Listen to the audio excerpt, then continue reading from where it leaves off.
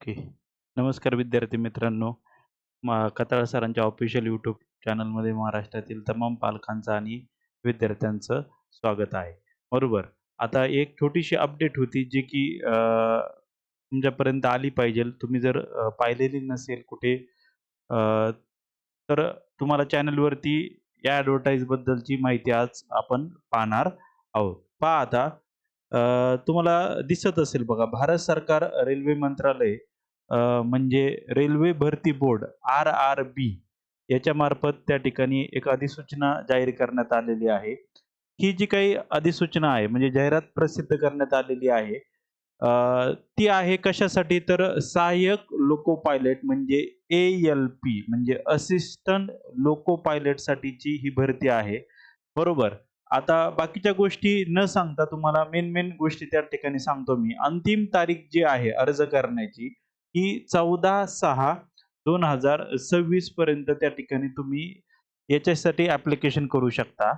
अर्ज सुरू झालेले आहेत बघा 15/5 या ठिकाणी दिसत नसेल तर मी इथं लिहितो बघा.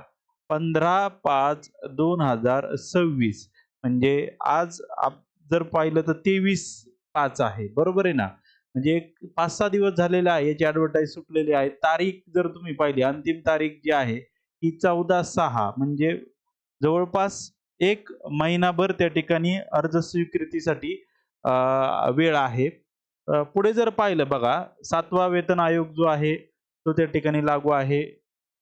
आरंभीचं जे स्केल आहे, प्रारंभिक वेतन जे आहे ते 20,000 च्या आसपास आहे. नंतर हे जाहिरातीनुसार आहे. वयोमर्यादा जर तुम्ही पाहिलं तर 18 ते 30 वर्ष ही वयोमर्यादा त्या ठिकाणी आहे. आणि पद बघा, पद खूप आहेत बघा. 11,127 म्हणजे खूप मोठी भरती ही त्या ठिकाणी आहे. 11,000 पदं RRBमध्ये म्हणजे भारतीय जे काही रेल्वे मंत्रालयामार्फत रेल्वे भरती बोर्ड जी आहे, ती राबवत आहे. आता थोडीशी जनरल माहिती तुम्हाला सांगतो. अ, ALP हे पद जे आहे ना, हे पद काय असतं, तर अ, जो काही ट्रेन चालवणारा लोको पायलट असतो ना, त्याला हा मदत करत असतो.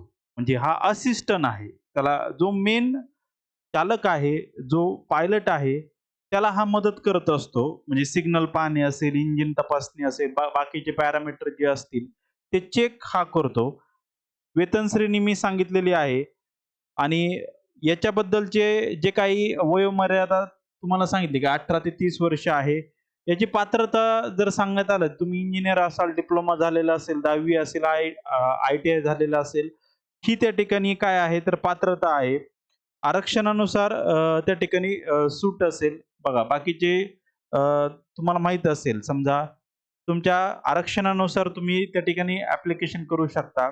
याच्यात एक फक्त महाराष्ट्रातील विद्यार्थ्यांना माहीत पाहिजे. तुम्ही SC-BC मध्ये असाल तर तुम्हाला केंद्राचं EWSचं सर्टिफिकेट जर असेल तुम्हाला बघा केंद्राचं आपल्याकडे महाराष्ट्रामध्ये आता EWSचं जे सर्टिफिकेट आहे ते मराठा कॅन्डिडेटसाठी म्हणजे SC-BC वाल्यांसाठी लागू होत नाहीये. बरोबर. म्हणून तुम्हाला केंद्राचं EWS सर्टिफिकेट असेल, OBCचं सर्टिफिकेट असेल. बाकीचं तुम्ही खुल्या प्रवर्गातून सुद्धा ॲप्लिकेशन करू शकता. तर अशी माहिती तुम्हाला मी सांगितलेली आहे. बाकीच्या जनरल गोष्टी जर सांगायचं झालं तर एक्झाम पॅटर्न जो आहे, कॉम्प्युटर बेस्ड टेस्ट असतील, 2 टेस्ट असतील, त्याच्यानंतर काही डॉक्युमेंट व्हेरिफिकेशन असेल, इंटरव्ह्यू असेल, मेडिकल टेस्ट असेल, अशा 3-4 टप्प्यामधून तुम्हाला जावं लागेल. नक्कीच चांगली पदं आहेत बघा. चांगली मोठी ॲडव्हर्टाइज त्या ठिकाणी आहे. 11,127 पदं आहेत. ही काही नाही, ही जनरल माहिती आहे बघा. आधार कार्डनुसार तुमची पडताळणी केली जाईल. हे 2-3 गोष्टी नॉमिनल आहेत. त्याच्यामध्ये असं विशेष काही नाही. हां, वेबसाईट बघा. ऑनलाईन जी काही अर्ज स्वीकृतीची जी वेबसाईट आहे, ती इथं सांगितलेली बघा www.rrba.apply.gov.in बरोबर. ही मेन वेबसाईट आहे. आता तुम्ही म्हणता सर हे काय आहे? तर हे त्यांचे जे काही अधिकृत संकेतस्थळ आहेत, की याच्यावरती सुद्धा ही ॲडव्हर्टाइज पब्लिश झाली आहे. बरोबर.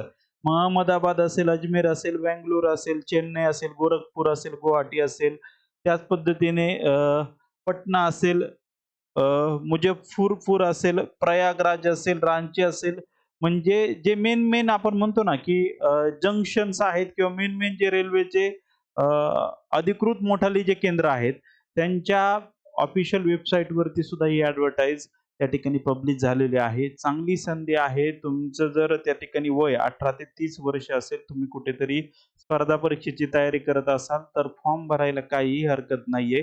खूप मोठ्या जागा त्या ठिकाणी आहेत आणि केंद्राचं त्या ठिकाणी आहे, पद आहे. पेमेंट सुद्धा चांगलं आहे. नक्कीच त्या ठिकाणी तुम्ही ॲप्लिकेशन करायला काहीही हरकत नाहीये. बरोबर आहे ना? तर अशी एक छोटीशी एक अपडेट होती जी की सर्वसामान्य विद्यार्थ्यांपर्यंत जे स्पर्धा परीक्षेची तयारी करतायत त्या विद्यार्थ्यांपर्यंत ही ॲडव्हर्टाइज पोहोचावी. त्याच्यासाठी हा बनवलेला आहे. व्हिडिओ कसा वाटला कमेंटमध्ये सांगा.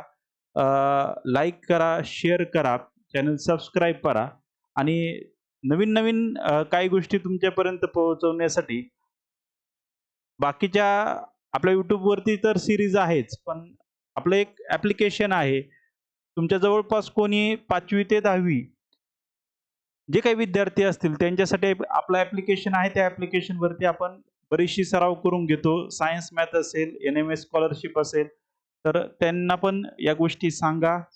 आपलं ॲप्लिकेशन डाउनलोड करा आणि तुमच्या जवळपास कोणी अशा पद्धतीने विद्यार्थी असतील, तर त्यांना सजेस्ट करा आणि जी काही तयारी आहे, जी नीट किंवा बेस पक्का करण्यासाठी सायन्स, मॅथ हे जे मेन सब्जेक्ट आहेत, त्या मेन सब्जेक्टचा बेस पाया पक्का करण्यासाठी आपण प्रयत्न करत आहोत. ठीक आहे. तर थांबूया आपण.